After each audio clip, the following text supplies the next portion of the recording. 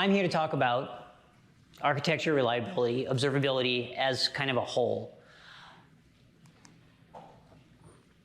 I'd like to just start you off by thinking about thinking.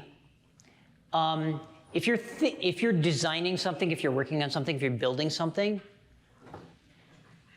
would you rather think about the telephone with its fairly obvious connection between a speaker and a microphone?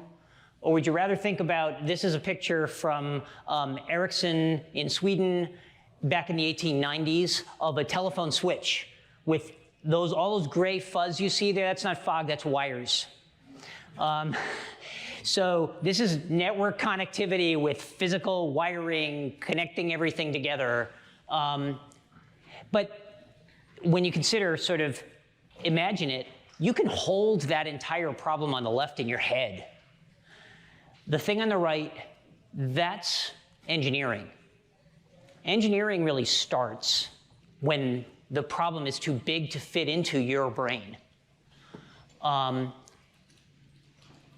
When you see engineers who are super smart, super skilled, they can build systems that nobody else can understand because it fits in their brain and it doesn't fit in your brain. And the act of engineering, that part is hacking. The act of engineering is when it no longer fits in your brain and you have to start adding process and capability and working with other people and communications. So just to recap, I've been doing this a while. I'm over 40 years now working professionally in the software industry. I got my start writing device drivers in hardware and assembly, and now I'm working on large-scale back-end systems at Honeycomb. Honeycomb makes an observability tool, but we're not really here to talk about Honeycomb today. I want to talk about architecture. What does reliable architecture, that's the title of this track, right? What does that mean? It's not about failure. It's not about avoiding failure. Any real system is going to fail in various ways. It may not all fail at once, but bits and pieces of it will. So it's about handling that change. It's about being resilient to changes in the environment, to your customers.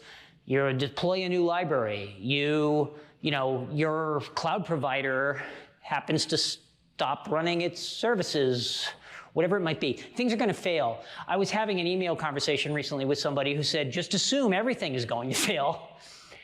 The systems you build to accommodate that is what ends up giving you reliability. So it's rarely clean, though. You can't think about it, here's where I put my reliability. We need architecture for the big problems. And the way we do architecture is we break the big problems down into smaller problems. And the smaller problems into smaller problems like that. Everything is a hierarchy, it's a fractal situation. So I have been here for the evolution of thinking about programming functions, breaking your programs down into functions. And then it became objects. And then it became like split things up into processes and microservices and services. And we solve bigger problems by going to the next scale of the thing we already understand. So, like I said, it's not always clean. You get this hierarchy of things that are interdependent on each other, or maybe not. And now what? The systems get really big and messy, especially when they encounter the real world. That little thing you have on your desktop that, this is where we get works on my machine, right? Works on my machine means I know all the things. But when you put it into the real world, all of a sudden you don't have control over all the things anymore. And so now you have to add in the connections between the parts. And that's why a debugger doesn't really help you. Once your system escapes into the real world, you can't stop it. Asynchronous communication, running services, you can't just say, hey, wait a minute, I want to look at this. So we really need telemetry. We need the ability to read what's going on in these systems that are living out in the cloud. And the way we do that is with what we call observability. It's what makes that telemetry meaningful. It's the ability to ask questions about it and then get meaningful answers back. So, observability is a word that a lot of vendors like to throw around. Everybody has observability. What does it mean? We had this little battle for a couple of years where everybody was talking about the 3 pillars of observability: logs, traces, and metrics. And I personally think this is a terrible framing because it's not like 3 pillars all holding up the roof of observability. They're different sized, they're different meanings, they have different values. So I kind of reject the framing of 3 pillars, and I also reject the framing that they're all equally important. So number 1, metrics. Everybody loves metrics, everybody has metrics. We've all seen, and maybe we've been the engineer who can, just like look at that dashboard over there and there's a little pixel drop in some metric, and the engineer goes, oh, that means the user services is falling over. And like, how did you know that? Well, they knew it from experience. They knew it from having stared at these metrics. And that's not sustainable, that's not scalable. Metrics are pre-aggregated answers to your problems. They're fighting the last war. You're saying, this was a thing that went wrong before, therefore I'm going to track it, I'm going to add it up, and when that number changes, then hopefully it tells me something meaningful. I did work at one company where we had the ability to build our own dashboards for our production services. We had 1,100 metrics we could pick from to put on those dashboards. You could spend weeks just figuring out which metrics you wanted up there. It's not, and all of them, some of them are useful, it's a real problem. So metrics, don't get me wrong, metrics are fine, they can be useful, they're valuable to have, and sometimes it's nice to just see what's going on. But they don't really help you debug. And you get a lot of them precisely because they're not adequate to the problem. So logs are, they're good. They're also useful. And this is where I actually got into the whole observability world. Excuse me. Logs, imagine all these things sending logs. They're all sending into CloudWatch. They're all integrated. They're all going up there by buckets, maybe in time, maybe they're integrated by time, maybe they're not. But you got to query them.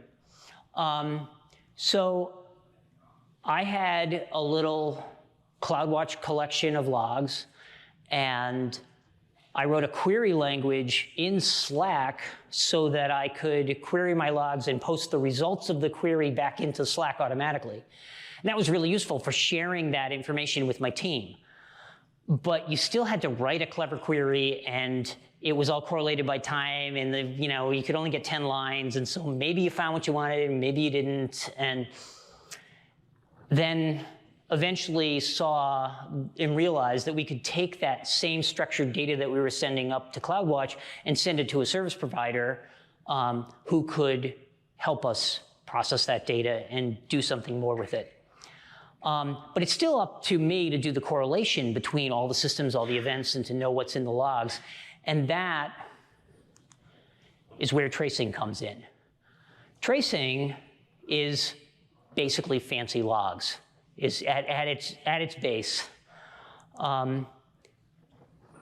With tracing, you have spans, and those spans show you kind of what's going on in the world. What we see here, there's a trace.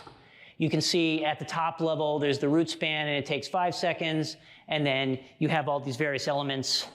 It shows you basically, when everything happened, the correlation between them, how long they all took, and the relationship between them. You have a hierarchy here. That gives you a lot more information about what's going on. So specifically, when we talk about traces, the things that matter in tracing is these key fields. You have a trace ID,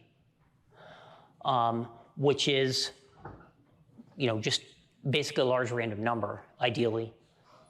And then the root, every child span gets a reference to the parent. So, this green triangle here, parent span is 111, which is the span ID of the top one. And so now we've defined a hierarchy. All the spans are independent, but they can refer to each other in a way that allows us to reconstruct the ordering and sequencing and timing of everything. So one of the questions is, what happens if my trace crosses cross services, is not in service? You have to propagate that trace information, and I'm going to get into that some more in a little while. So I want to give you like a little, let's talk about tracing in a little more detail. So I want to kind of go through a sort of slightly idealized actual trace situation that I came across about a year ago. I was working on a project that had been shipping for several years. And I was noticing as I was like starting and stopping it, that it was taking a long time to start up in certain scenarios. And there wasn't a lot of tracing around. So I threw some tracing in, and I was just like, okay, we'll just track some of these functions that I don't know what's happening during startup. I just decorated the startup code with some tracing logic. So this is simulated code for clarity. It's not the real thing, but it's basically what was going on. So down here on the left, you see this process keys function. And what's happening is there's a bucket of keys that gets handed to the service, and the service's job is to encode or decode them. And it uses a lot of caching. But the keys are coming from user data, and so there may be lots of duplicate keys. And so what happened was that this code would start up, since those keys may not have been in the cache, we started up a go routine for each key to go off and, basically a parallel routine to go off and query the database if the thing wasn't in the cache, otherwise just return it from the cache. And so that's the get cached value up here. You see, okay, we look, is it in the cache? No, go get it from the database. The problem is this is what the trace looked like. Again, I'm kind of sketching this out in general here, but you can see we spun up in parallel all those get cache values. They all started at about the same time. The first one went out, looked at the cache, and then it goes and tries to get it in the database because it didn't find it. Then the next one waited until the second one was finished, the first one was finished before it went out to the database, and then it waited for the next one to finish before it went out to the database. And so what looked like perfectly reasonable code, and is in a world where your cache is mostly full, in this case where the cache is mostly empty, we were serializing access to all these database values. And so I ended up with process keys taking way longer than I expected it to. And so the problem is, we didn't all need to go to the database after we checked the cache. So instead, what you have to do here is add some code to check the cache again after you get the lock. Because while you were holding the lock, somebody else might have put it in the cache. And I mean, this is concurrency 101, but it's also a really easy mistake to make. And the point I'm trying to make is, I wouldn't have seen this, I wouldn't have addressed it, I wouldn't have fixed it if I hadn't known from looking at the telemetry. So we turned this trace into that trace because everybody locks, one of them goes out, gets the span, and gets the database query, and then everybody else is like, oh, okay, now it's in the cache, I can go. So this actually, I've elided a lot of details, but this actually was a 10x speed up for a pretty complex little problem. So hopefully that has maybe motivated the idea of why some of this stuff is useful to you. And now I want to talk about, in practical terms, how you should do it today. And basically, I'm here to tell you the good news about OTel. OTel is an open source, vendor-independent standard for data formats and protocols for telemetry. So there are standards for traces. That's where it kind of got its first start. Based on the merger of Open Tracing and Open Census. And then it is now adding, metrics are close. In some languages, they're in pretty good shape. Logs are coming along. And the idea is that there are libraries in basically every language under the sun. This is the Cloud Native Compute Foundation is the open source organization that runs Kubernetes. OpenTelemetry is the second largest project after Kubernetes. There are hundreds of developers contributing to it. There are dozens of special interest group meetings every week. And so it's out there building the tooling to do this kind of telemetry. Also, as part of that tooling is the OpenTelemetry collector, the OTel collector as we call it. It's a processing proxy. And what you can do is it has receivers that can pull data or accept data from all sorts of sources. It has processors that can process that data, and then there are exporters that can export it. So it's a it also can work with Grafana, Prometheus, that kind of thing. So you can put it into the world and use the same tools you're already using. You can also send this data to third-party vendors like my employer. So where do we do this? We have our stack, the operating system, and the container runs on the operating system, and our app runs in a container. As you go lower in the stack, you can get a lot of detail, memory usage, and that kind of thing, but you lose your context. You can ask your operating system which services am I communicating with, how much memory am I using, but it doesn't tell you which functions are doing that. Whereas if you go higher in the stack, you can get things from the app. So there are also, you can do auto instrumentation and you can do manual instrumentation. So auto instrumentation works great low in the stack. You can go and attach an auto instrumentation at the operating system level or at the container level that really can get a lot of information quickly and easily, and sometimes too much information, but it's a good place to start. There's a new, so BPF is the Berkeley packet filters. They've been around for 30 years. eBPF is more recent and is basically a detailed protocol for reaching into an operating system and getting a lot of useful information or injecting information in some cases. And it's really interesting as an auto instrumentation tool that's growing rapidly and quickly in the context of OpenTelemetry. So it's great stuff. We're seeing a lot of evolution there, and it will get much better as you go. Part of my point here is get started now, and that stuff can come along and help you.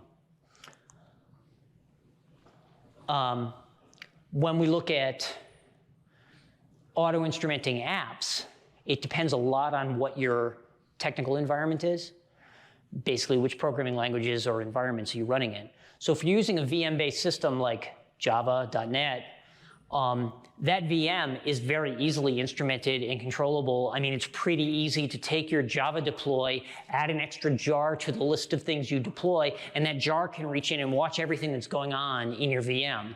And it can keep track of your HTTP requests, it can keep track of your file system access, all that kind of thing. And again, it also can know about the libraries you're using. So your auto instrumentation library can say, oh, you're using Postgres. So that means that I can auto instrument that and keep track of things like what was your database request, that kind of thing. So auto instrumentation in those kind of languages is great. When you look at something like Python or Ruby, what you're talking about is decorating the functions, the structure of the app within the Ruby code itself. And so that's kind of a monkey patching approach, where your function gets wrapped in another function that auto instruments it and then lets it run. These are pretty easy to get spun up as part of your configuration, depending exactly on the language capabilities and what you're trying to do. But it's not that hard to do auto-instrumentation in those languages. And then you have languages like Go and C++, where auto-instrumentation, it's a compiled language. So there's basically two big methods. One is injection of source code by reverse compiling, essentially, your source and adding lines of code to your source before compilation. Or something like eBPF, where the language runtime is providing capabilities that the auto-instrumentation system can read. And we're seeing some really good stuff happening here. It's still early in that space. When everybody wants auto-instrumentation, they want the easy button. Sometimes the easy button is like, oh, hit it again, not that easy. Because you can get too much. It can be the wrong kind of information for you to care about. And so manual instrumentation is still a good thing to do at the app level. It's still worth investing in, but the nice thing is it kind of intermingles. This is more hands-on. You have to modify your source and redeploy it. But it's the only way to really see what's happening deep in your code. Like when I was talking before, I added lines that were around the function calls I care about, but I didn't add auto-instrumentation at the tightest inner loop that was iterating through 1,000 items. So you can do this in a way that interoperates with the auto-instrumentation. And the libraries from OTel are pretty easy to use. Again, depends on your language, depends on the language, support and community and things like that. But they're pretty easy to use and they're getting easier. And honestly, one of the hardest parts is actually just learning the vocabulary. You have to learn to think like OTel. And once you learn to think like OTel, then it becomes a lot easier to implement the OTel part. So just as way of illustration, so this is just a quick snippets of JS node code. So we just have to require the OpenTelemetry API. That was pretty easy. And then we can start a span here on line 8. We get a tracer. A tracer is a thing that generates traces. So you get a tracer, you give it a name, and then you start a span. And then after you do the work you want to do, you end the span. And when you have a nested situation, instead of getting a new tracer, when you make a call, you're going to start nested span and pull in, and so it will reach out into the system and say, okay, what's the current span, and then make a child of that current span.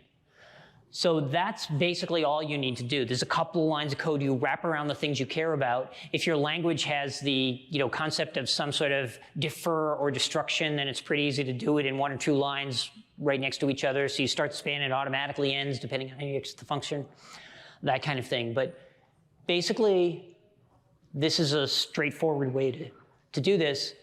And the fun part is, this can work client-side too. You can do this in your clients for mobile apps, for web apps. You can give those applications the ability to start a span and send that span and watch what's going on in your user data. This isn't RUM or analytics. This isn't like, you're not at the level yet, but I think we're going to get there, of being able to replace all your RUM tools for monitoring user behavior. But theoretically, you could do that within the context of OpenTelemetry. You're just probably going to, today, have to roll most of it your own self. We'll get there, though. Now, pretty much everything I've talked about so far has been mostly synchronous. But in an async world, you're doing either something like Kafka, where you're putting things into a queue and then pulling them out sometime later, or you're just doing async function calls. And so your root span is up here and it's done, and meanwhile some other task is over here filling in the rest of the screen.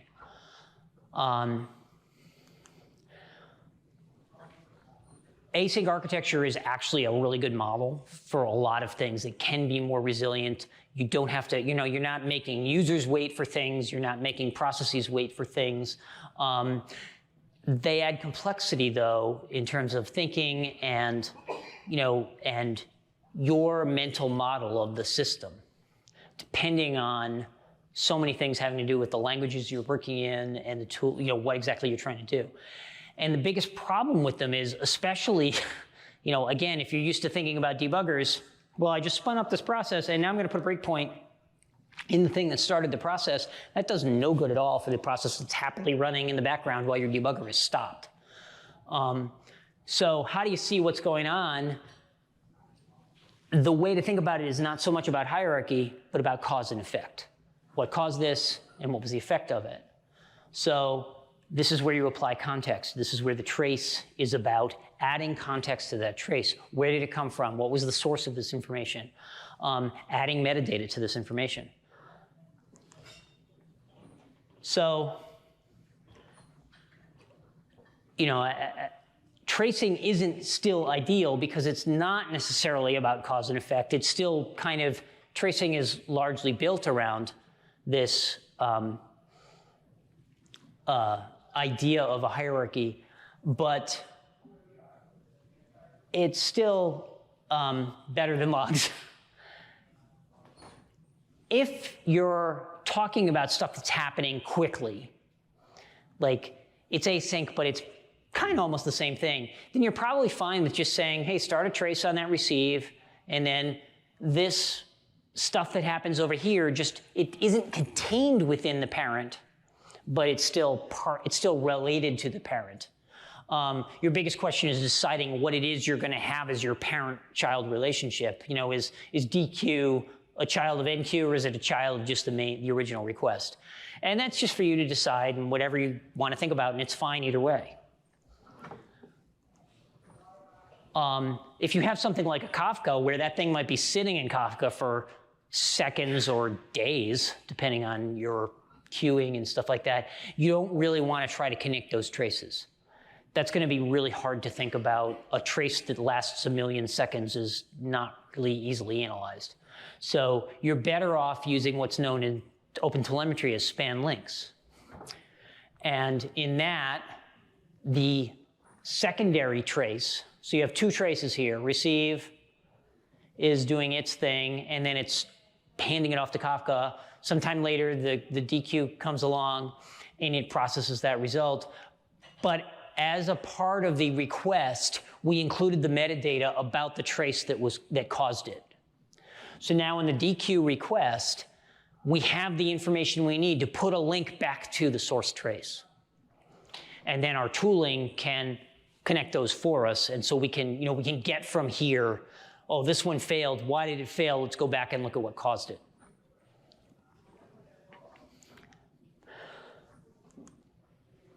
The way information flows between processes in OTel is called baggage. So data, there's standard headers, and information can, this service over here can make a request, and this service over here can receive that request. And the headers will contain the information from the source request, namely the trace ID, the parent ID, that kind of thing. And various OTel libraries will pick that stuff up automatically, which is great until it surprises you, because they'll also bundle it automatically, and now you make a call to a third-party API.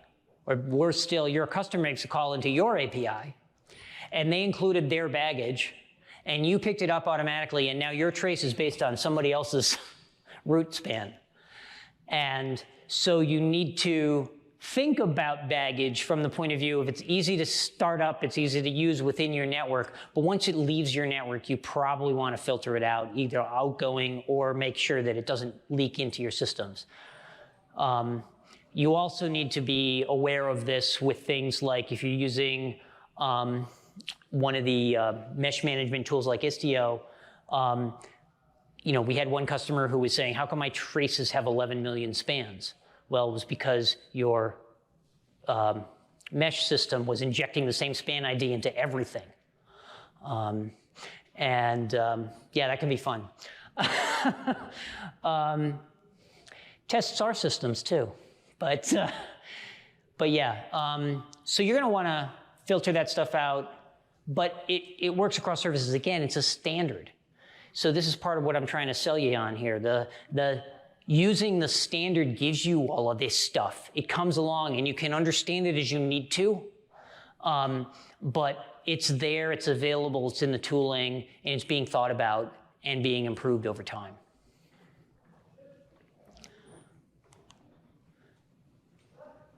So let's bring this back to architecture. Because one of the things about architecture is we're talking about planning, we're talking about construction, we're talking about maybe new ideas. It's not always about things we already have. I mean, that may be architecture we deal with, but sometimes you want to think about it from the beginning. So part of the question is, when do we start thinking about it? So first of all, anytime you're thinking about it, I do think you want to be planning for observability. You want to be thinking, how do I know? How do I know this is true? We actually have, within my company's GitHub template, there's a little line in there that says, how will we know this is working in production? And that's meant to, to prompt you to say, what are you building into this pull request for observability to make sure that the thing you say it does, it actually does? So plan for it. One of the things that's interesting about any kind of tracing architecture is the problem of how do you propagate the information within your process and within your application. And this is one of those places where I will, hide my software engineering hat and say, yeah, global variable, that's actually a pretty good model. In Go, we stick it on the context, typically. And so you have a context that gets passed around anyway. And so now attach the trace, the active trace to the context, and so that the call can say, give me the current context, and then make a child span. And you see that pattern in a lot of the different languages and a lot of the different frameworks. There's some global floating somewhere that's tracking this stuff for you. Don't freak out, it's okay.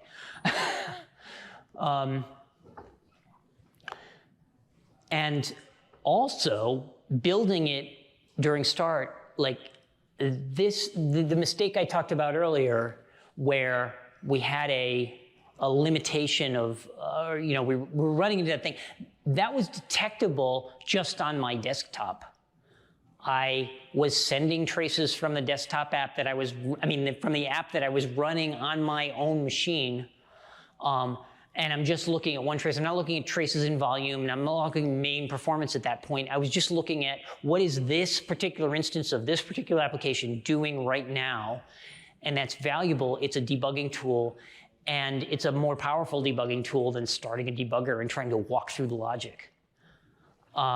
Because that debugging tool is not going to show you any kind of parallelism or interaction like this only failed. This is the exact kind of problem that goes away when you try to study it in detail because you're not sending massive quantities of duplicate data at it. So working with observability from the very beginning of a project can be valuable. I worked on another project where it was literally one of the first things I did was you stand up a dummy app and you add some dummy observability and you send it off to a provider where you can look at it, whether that's, I'm going to get to this, but you can do it in open telemetry. You can do it with collector, and you can do it with the collector viewer, the trace viewer that runs on the command line. So telemetry is cheap. How am I doing here? Good. Telemetry is cheap, and it's basically cheaper than engineers anyway. Err on the side of recording too much and then trim it down. You can trim it down either at source, or you can trim it after the fact with a sampling strategy. Send it all to a local collector, like start up a collector and run it, and then you can have everything go there, and then you can forward it. If you, and then your plan for deployment is that you have a collector running in your network, but you can also do that locally very easily. I'm also here to say, de-emphasize dashboards. Dashboards don't tell you enough. Get the ability to ask the question you really want to know. Don't ask these binary questions of just is it up or is it down. Like, expect degradation and be able to have enough information to detect degradation when it happened. My coworker, Fred, who is sitting in the audience, said the other day that P95 isn't going to show you that. We were looking at, a thing where you had a small number of users with a spike in duration, and your average query time is going to be fine, but you've got a few customers who are having a bad day. That won't show you with metric. So let's talk about the collector for a minute. That's the collector from Toy Story, by the way. So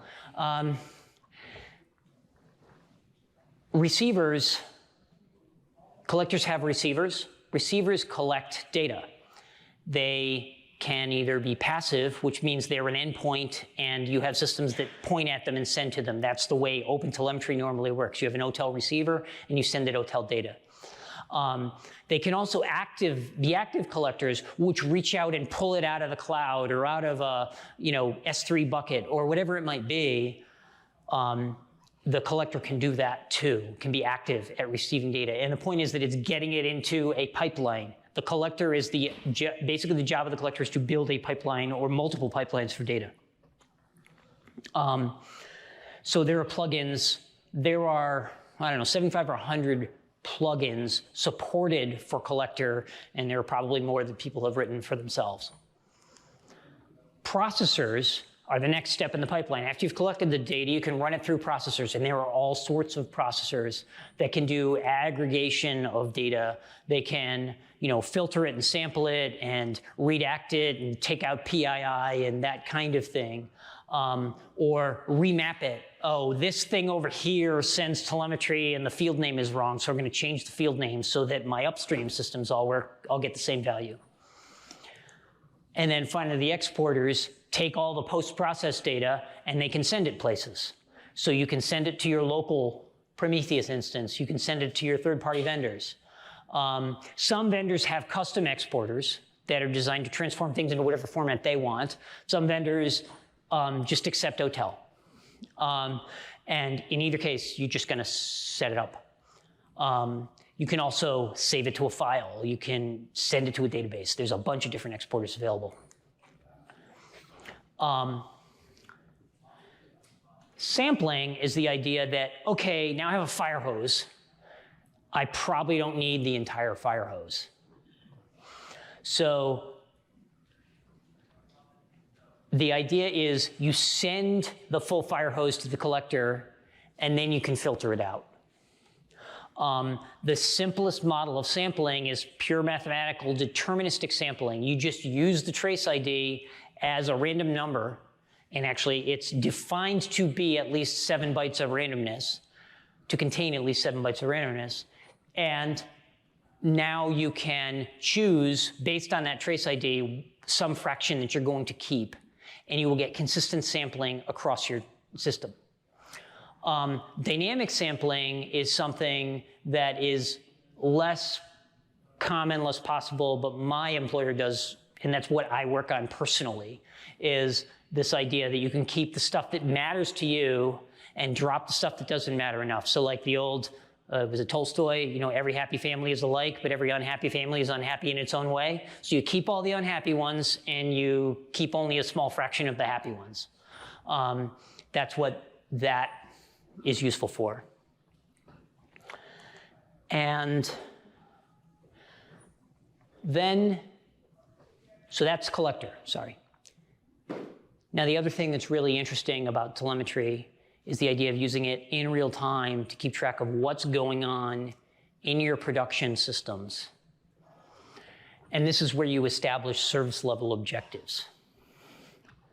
So here, what you're doing is you're measuring the performance of your system from the point of view of an observer who cares about it, like a customer. And you're ideally measuring experience. Response time, for example, is a good service level indicator. Then you can filter that using like a binary filter. The response time was under 2 seconds, therefore it's good. If it's over 2 seconds, then it's not good.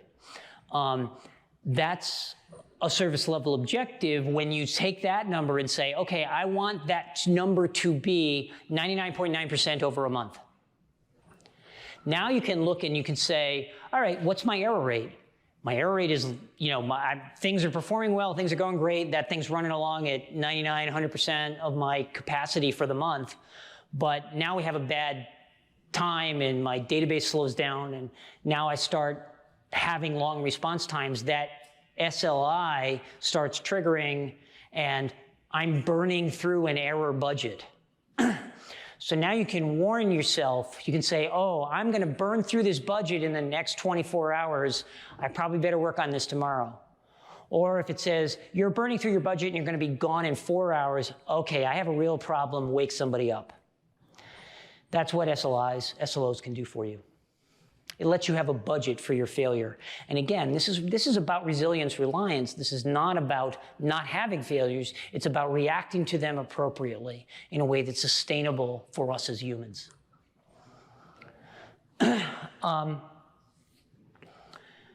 So when you're working in legacy code, when you're working in a legacy system, the way you start with a collector. Give yourself a place to send the stuff you're about to send. Then you add observability incrementally. If you can apply an easy button, say you're working on a legacy Java code base, you can go and you can turn on that auto instrumentation for Java with like one line in your deploy, and now you're gonna start getting stuff. Maybe you'll get too much stuff, but you can adjust that. You can generate metrics and traces. You can use that information to pull out a service map. You can add, now it's like, okay, that took a long time, but I don't know why because I can't see inside the code. Now you can go in and add explicit spans for the things that are mysterious, the things you have questions about. So when you go to ask a question, we have a little Slack channel called the Swear Jar in our telemetry team, and basically they post there whenever they wish they had something they don't have. And so somebody who's got a couple of hours in between their on-call shifts or whatever can go in and say, oh, I can add telemetry here. So keep track of that things you're curious about that you don't have the answers to. And again, the question you want to ask is, how do I know this is working in production? So this is what I mean about architecture. You're architecting for observability. It doesn't change the way you architect the rest of your system. It means that you need to think about it throughout your process, from the beginning to the end. Like, nearly everything is important enough to decorate telemetry with it. The only reason you might not want to is because it's so high performance or so core. But basically, if you develop the muscle of adding telemetry as you're in there working, you're gonna appreciate that as you go.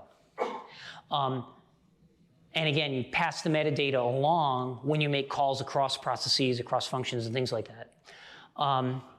And so, and then use the standards. OTel is there. OTel is going to get better. Keep going. Record enough information. So seriously, just use OTel. It's still evolving. It's not perfect yet, but it's getting there. And if you want to come along, my team, my company goes to, a couple of dozen meetings a week, and we're participating in all of these different things. There's a bunch of different things, your language of choice, your platform of choice. There's a lot of places where you can help. So if you have some bandwidth to do some open source work, OpenTelemetry is a great place to think about it. So, to wrap it up, your infrastructure is your architecture. It's not just, your business logic is not architecture, your infrastructure is architecture. Yeah, let me rephrase that. Your business logic is your architecture, but so is your infrastructure. And put it in a place you can control it, and distribute it from there. And you can start today. You can literally like make something work. Just to let you know, my company, Honeycomb.io, we are big supporters of OTel. As I said, we have a lot of people working on it. We make an observability tool. We'll be happy to talk to you if you come out there. But we also have a generous free plan, so if you want to give stuff a try, we're a good place to start with it. So that'll do it. Questions? I see somebody. Hi, thank you for your talk. So we started to looking into observability and introducing traces to Kafka processing. Okay. But one of the things that we saw that it's very challenging when we process batches. So if you process one by one, so it's really intuitive, not intuitive, but it makes sense. But if you start processing a batch of, let's say, 1,000 messages, and then the next consumer also processes 1,000 messages, it starts to be very challenging, and we didn't see literature that talks about it. Yeah, one of the things that we recommend is like you get those batches, and those batches, if you try to make the batch a root span, then you might end up with a 4-hour batch, a 4-hour root span, which is really hard to track. One of the techniques we tend to recommend people use is that you put a limit on your batch size and duration. And so you set things up so essentially I'm going to process until I get to, say, 100 traces, or until I get to 5 minutes, or whatever that might be. And then you end that trace and you start a new trace so that you have smaller chunks of traces, but then decorate all of those traces with your batch ID. So your batch ID is not your trace ID. Your batch ID is found in all of those. So you can do a query and say, show me everything from this batch, but you'll find that there are 4, 5, 10, 1,000 sequential traces within that batch, each of which handles a bucket of related things. But it's a way to make sure that the telemetry keeps flowing, that you're getting the information along the way. But it's a very custom decision you have to make about doing that, but that's the general technique that we found. Anything else? I see somebody way back.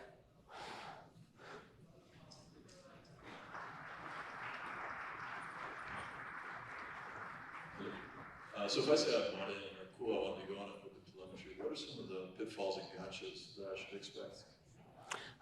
Depends a lot on your programming environment. As I said, it's changing rapidly. For traces, things are pretty mature. And in most languages, it works pretty well. For metrics is still stabilizing. And there are a couple of languages that are less good than others. I was tearing what little hair I have left out the other day over trying to do some OTel metrics in Go. That still needs work. Logs are still further behind, and in particular, when we start talking about things like sampling logs and stuff like that, that's not really there yet. So it's still an evolving process, but I still think it's worth investing in it now and doing what you can with the tools you have. Start with tracing, get that working, and then as you like maybe you want to wait a little bit on metrics. Thank you.